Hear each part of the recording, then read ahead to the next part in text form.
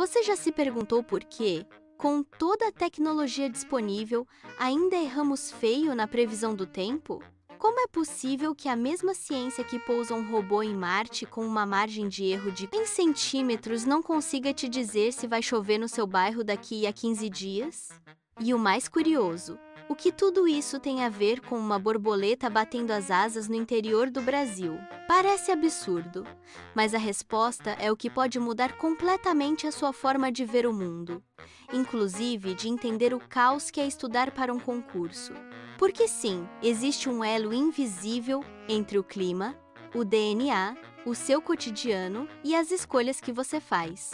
A ciência já conseguiu pousar um Fusca marciano com um guindaste a jato. Revisitamos a Lua com sondas chinesas, simulamos reações atômicas com precisão quase absoluta. Mas não conseguimos prever o tempo com mais de 10 dias de antecedência. Isso é só incompetência? É uma falha tecnológica? Falta de dados? Não. A resposta começa com um erro aparentemente banal cometido por um físico em 1961. Edward Lorenz, meteorologista e matemático, estava testando simulações climáticas em um computador do tamanho de uma geladeira, quando decidiu economizar tempo. Ao invés de rodar o programa desde o início, ele inseriu dados intermediários com apenas 3 casas decimais, ao invés das 6 originais. Era como tirar um atalho durante a resolução de uma questão de física para economizar tempo na prova. Mas então, algo deu errado. Os resultados começaram a divergir completamente. O mesmo ponto de partida, as mesmas fórmulas, as mesmas condições, mas o clima simulado começou a seguir um caminho completamente diferente. Dias depois, os dados estavam irreconhecíveis. Lorenz bateu cabeça por dias, até que percebeu. Os 3 dígitos que ele cortou, tão pequenos e aparentemente insignificantes, eram a chave para o caos. É como se, ao estudar, você deixasse de revisar uma microparte do conteúdo, achando que era irrelevante. E fosse justamente essa parte que caísse na prova. Cada minúscula diferença, cada pequeno erro inicial, crescia ao longo da simulação, até explodir num resultado imprevisível. E isso não era um bug, era uma regra do universo. Lorenz descobriu o que mais tarde chamariam de efeito borboleta. A ideia de que o bater de asas de uma borboleta no Brasil poderia provocar um furacão no Texas. Isso é poético, sim, mas também é brutalmente real. O mundo não é linear, ele é caótico. Pequenas causas têm consequências gigantes. E mais, mesmo que todas as regras sejam conhecidas, mesmo que tudo seja calculado, certos sistemas são imprevisíveis por natureza. Chamamos isso de sistemas estocásticos. São aqueles onde as leis são claras, mas os resultados? Não. E então vem o ponto que talvez mais te interesse, porque esse caos não está só no clima ou em simulações matemáticas. Ele está na sua vida, no momento em que você decidiu estudar para um concurso.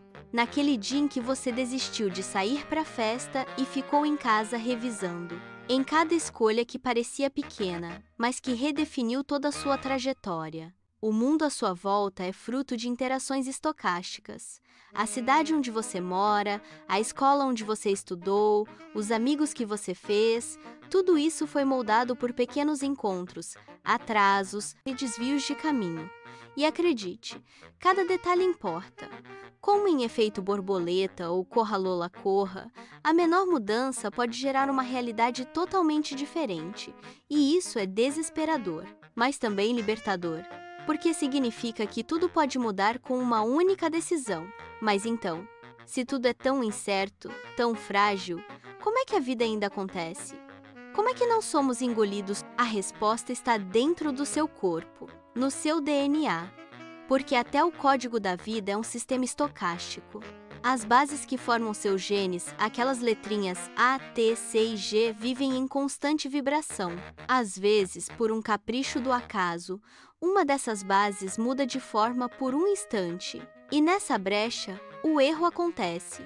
A célula copia a base errada. Uma mutação nasce. 99% das vezes, esse erro é corrigido. Mas e quando não é?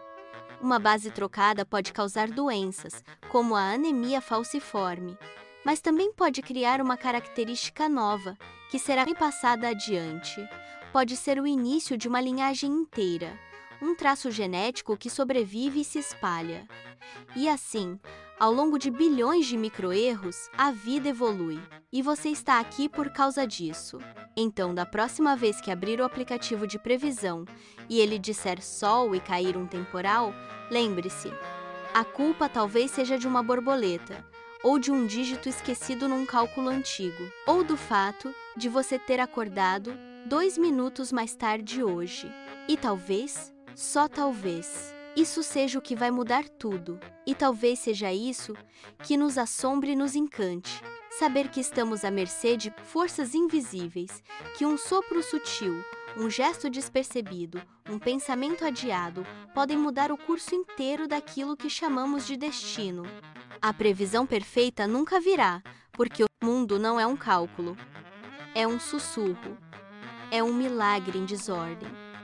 E mesmo assim seguimos, escolhendo, tentando, aprendendo, porque no meio desse caos existe algo que pulsa com vontade, a sua capacidade de transformar. A mesma imprevisibilidade que impede os cientistas de prever o clima, permite a você reescrever a própria história.